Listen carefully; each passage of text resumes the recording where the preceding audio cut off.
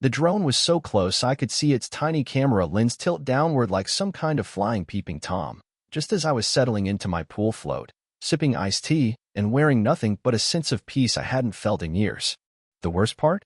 Standing on her porch like the suburban queen she thought she was, HOA Queenpin Margaret lifted her sunglasses, gave me a slow, smug wave, and pointed upward at the buzzing metal intruder before casually retreating inside like it was just another sunny Tuesday. Right then, I knew summer wasn't going to be a battle with heat waves. It was going to be a battle with Margaret. Until that moment, my summer had been almost cinematic, picture-perfect poolside afternoons, the hum of cicadas, the soft ripple of water, and the occasional cluck from my neighbor Frank's wandering chickens, who treated my fence line like their personal hiking trail. My backyard was my little slice of heaven. No screaming kids, no undone yard work, no drama. Just me, my pool, and an ironclad determination to finally relax. That was, of course, until Margaret got involved.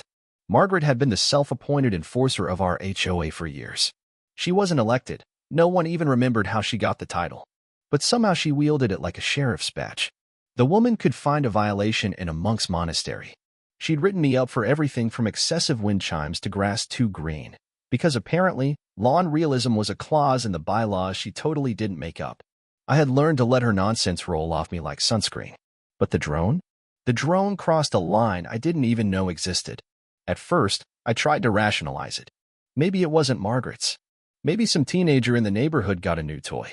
But when the drone buzzed back the next day, hovering lower, lingering longer, and spinning slowly like it was scanning every inch of my private backyard, I knew exactly whose remote control it was connected to. And there she was again, Margaret on her porch, pretending to water her plastic plants, that smug little smirk barely hidden.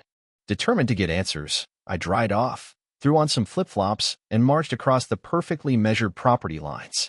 Margaret's house was a shrine to passive aggression. Tiny garden gnomes holding miniature HOA rulebooks flanked her porch steps.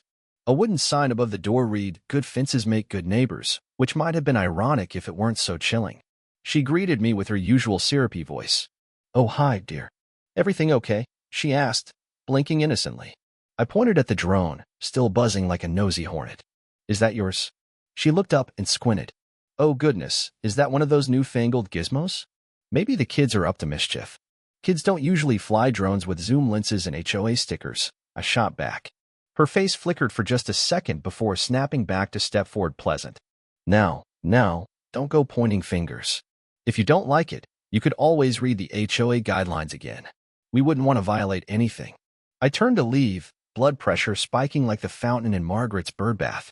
The drone zipped higher, as if proud of its invasion. The next morning, I got the letter. An official HOA citation slipped under my door like a shady motel bill. List of offenses.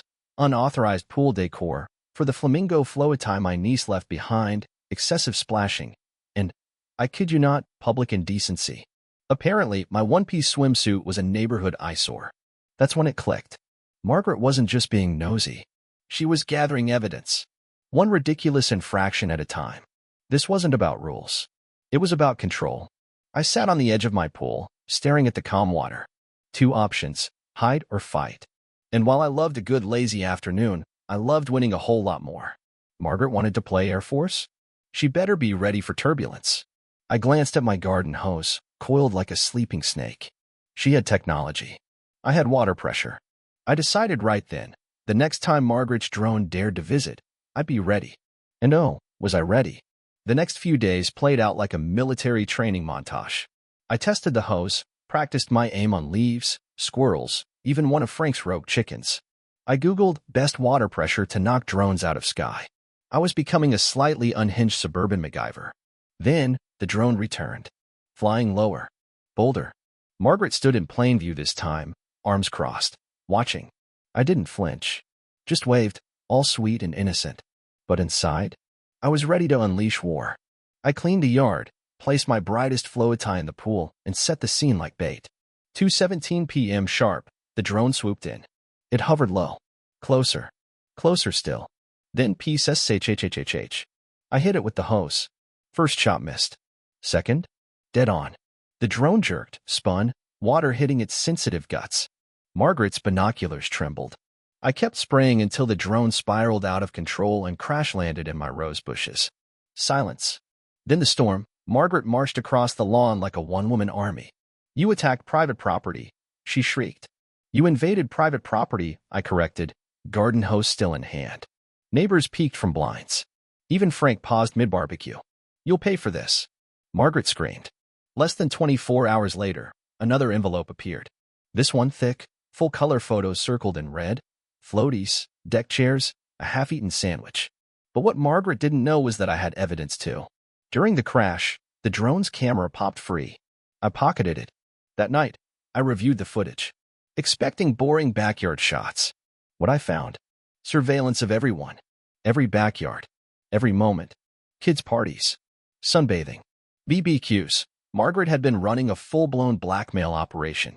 It wasn't just about me anymore. I reached out to neighbors, starting with Frank. Showed him footage. One by one, we formed a secret alliance. Poker night in Frank's garage turned into strategy meetings. The footage showed it all: threats, manipulation, even extortion. Our plan? Expose her at the next HOA meeting. The night came. Margaret arrived dressed like suburban royalty. Her presentation began. Ridiculous slides of my taco flow tie labeled "Threat to Harmony." Then the projector flickered. Her footage played. Gasps. Outrage. Neighbors stood up. Even old Mr. Wilson yelled, "Enough, Margaret." Emergency vote. Unanimous. Margaret was dethroned on the spot. The next morning, peace. The drone was gone.